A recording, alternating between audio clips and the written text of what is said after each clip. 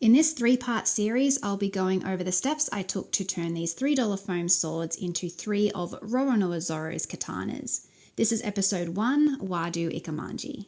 This is the simplest of the 3. I started by painting the top edge of the blade black. A straight edge brush is perfect for keeping a nice line. Then for the flat section of the blade, I go in with a graphite black to add a bit of shine to the blade.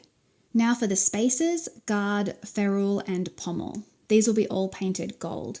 I didn't like how the gold was going on, so I ended up using PVA glue as a primer and then a white undercoat before going in with the gold again.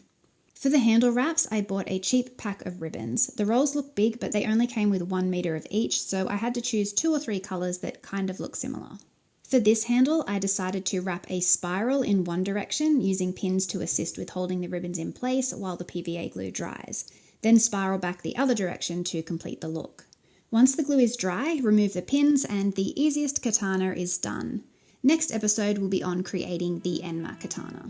The quality of these are not up to my usual standards, but starting with a $3 sword and knowing it was going to get wrecked on the first day, I didn't want to get too carried away with the details. My son had a lot of fun dressing up as Zoro, so the time spent on these was definitely worth it, even if it was only for one day.